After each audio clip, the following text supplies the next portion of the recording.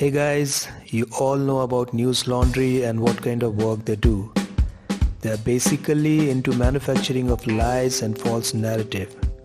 So continuing with their same old job, they have come up with another video with this jhabra to create another false narrative before next state election.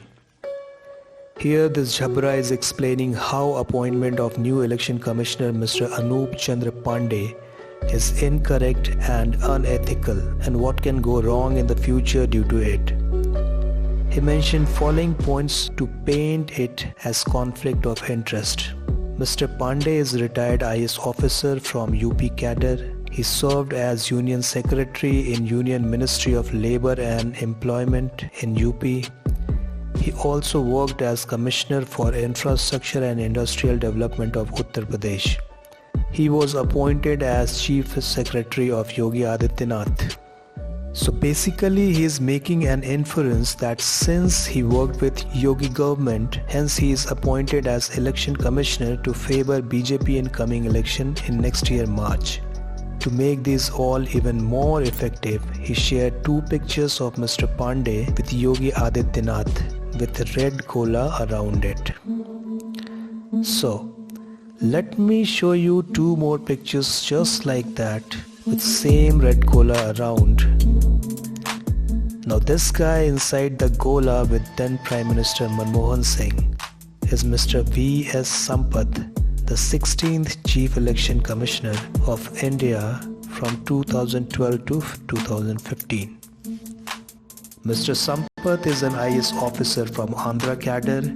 He worked as Secretary in Agriculture Department, Andhra Pradesh. He was also Principal Secretary in Energy Department of Andhra Pradesh. Also served as Principal Secretary Finance in Andhra Pradesh. Andhra Pradesh had Congress government from 2004 to 2014 and also at the center. Hence, going by the jhabra's logic, we can clearly claim that Mr. V.S. Sampath was Congressman and was appointed as Chief Election Commissioner to favor Congress in elections. Same goes for Mr. Naveen B. Chawla, the 16th Chief Election Commissioner of India from 2009 to 2010, as he also holds different important departments including Secretary for Government of India in Delhi, which was again under Congress rule.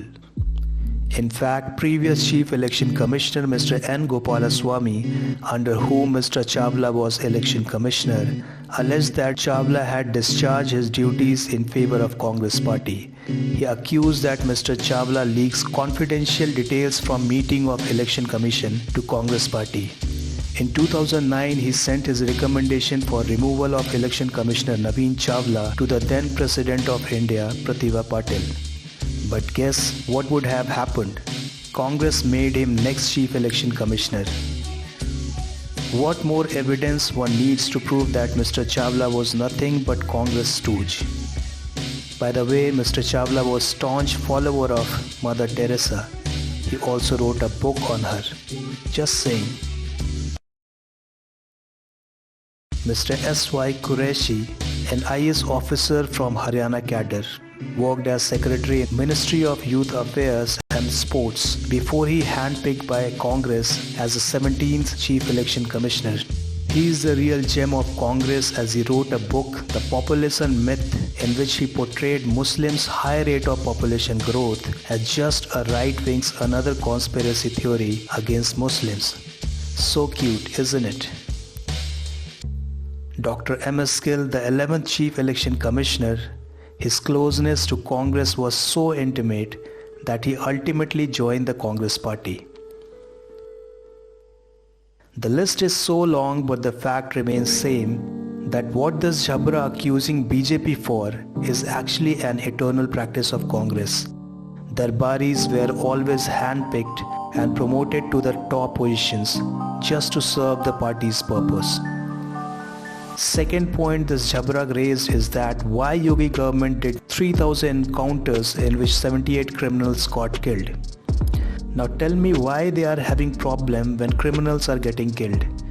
By the way, Yogi Adityanath himself has already have answered this question. जो अपराधी हैं वो jail में जाएंगे या यमराज के पास जाएंगे? ये क्या बात है? तो मैं क्या अपराधियों की आरती उतारूं?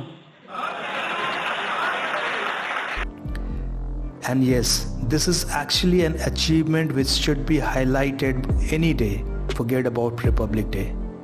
The next issue he's raised is too bizarre and equally nonsensical. According to him, 37% of those who were killed in encounters were Muslims, which is quite disproportionately larger number as compared to 19% Muslim population of the state. I mean, what does that even mean? So according to this jabra, criminals should be killed according to the population percentage of the state. In every possible thing on earth, they find a Muslim angle, and then they call us communal.